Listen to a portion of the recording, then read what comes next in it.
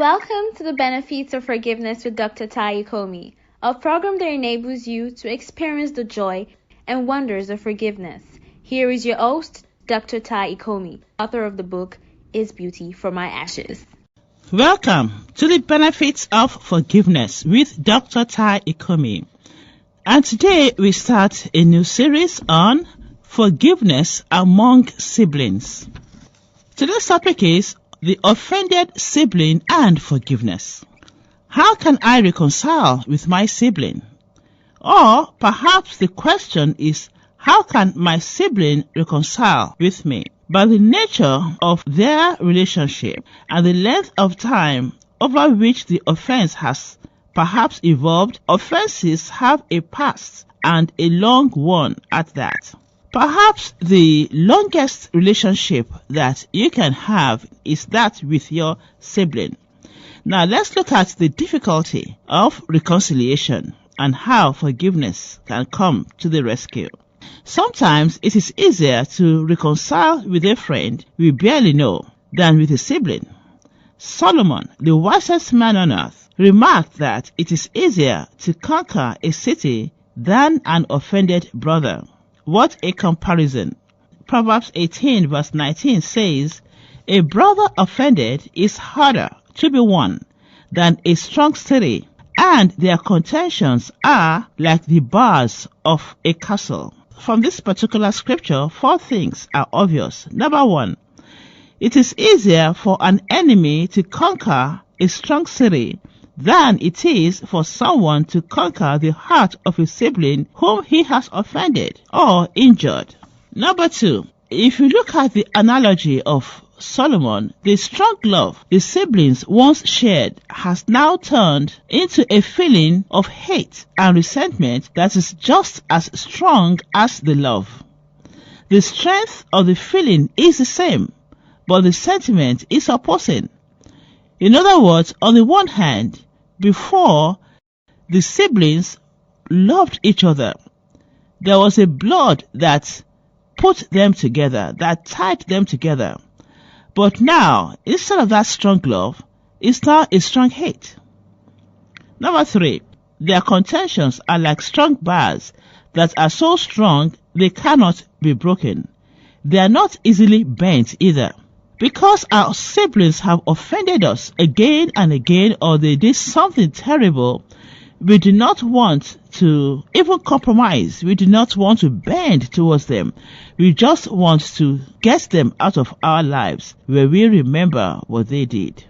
Number 4, the use of the word bars that Solomon uses here also shows that we cannot reach the other person. We cannot reach our sibling, making reconciliation possible. The use of bars here speaks of the bars that is an analogy that points to the bars that are used to protect the city, and now they protect us from future offenses.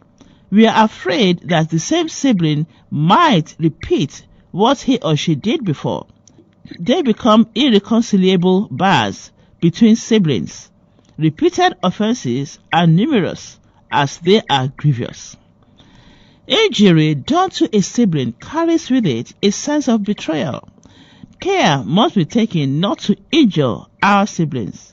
A sibling might handle the injury from a friend or even an enemy better than she would from a sibling who has injured them so much in spite of the familial bond they share.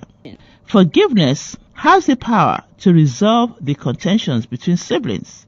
The Bible depicts the lives of a few siblings in the scriptures who offended each other. Let us see how these siblings dealt with it. The first set of examples we want to look at is Esau and Jacob. Esau was an offended brother. Esau and Jacob were actually twins.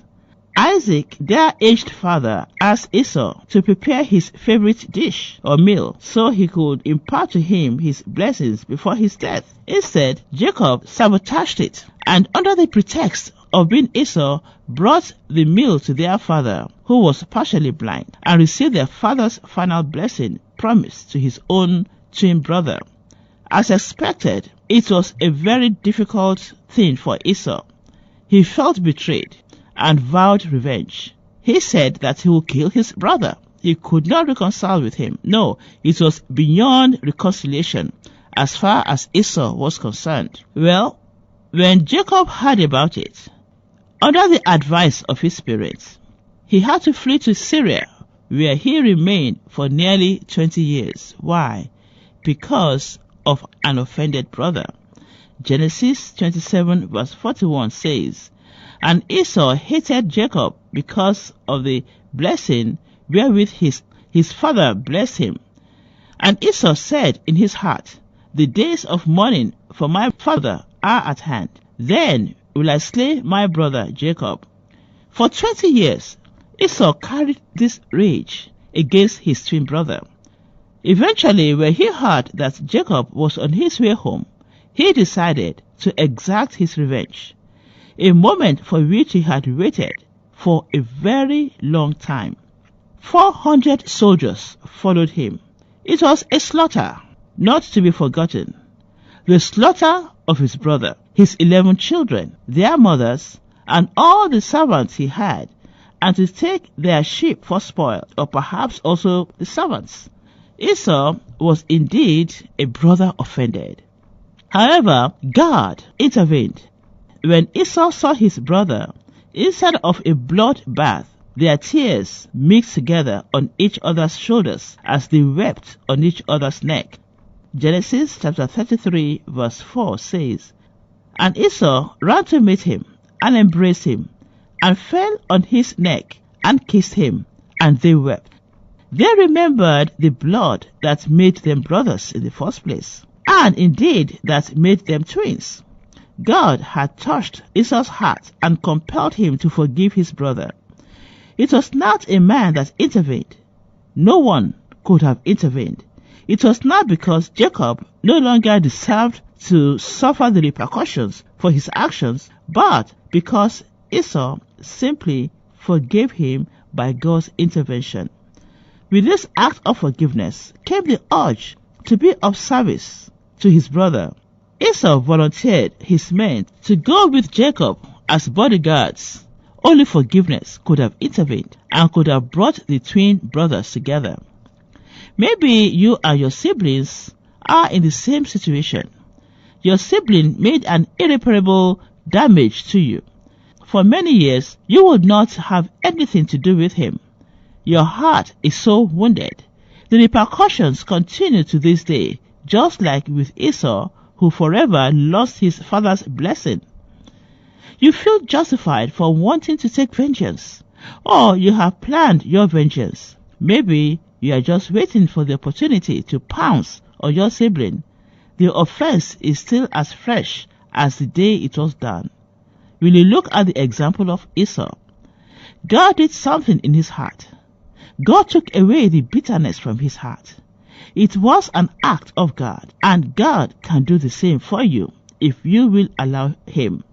He can change your heart if you submit it to him. What you are thinking cannot be done can be done by the power of God. The God who forgave all sorts of sins and transgressions can impart his heart to you so that you can forgive that sibling who has hurt you so badly. As he turned the heart of Esau to forgive and love his brother Jacob, so can God help you to forgive your own brother or sister. Ezekiel 36 verse 26 says, "A new heart also will I give you, and a new spirit will I put within you. And I will take away the stony heart out of your flesh, and I will give you an heart of flesh." Now, let's look at another set of siblings. Let's look at Cain and Abel. Cain was another brother offended, but the offense did not stem from what his brother Abel did. It was stemmed from his own false perception that his brother Abel was the reason God did not accept his offering. He suspected it, and it became a reality to him even though it was not true. God had accepted Abel and his offering based on his integrity, but he rejected Cain and his offering because he was an ungodly man and because he did not offer the right offering.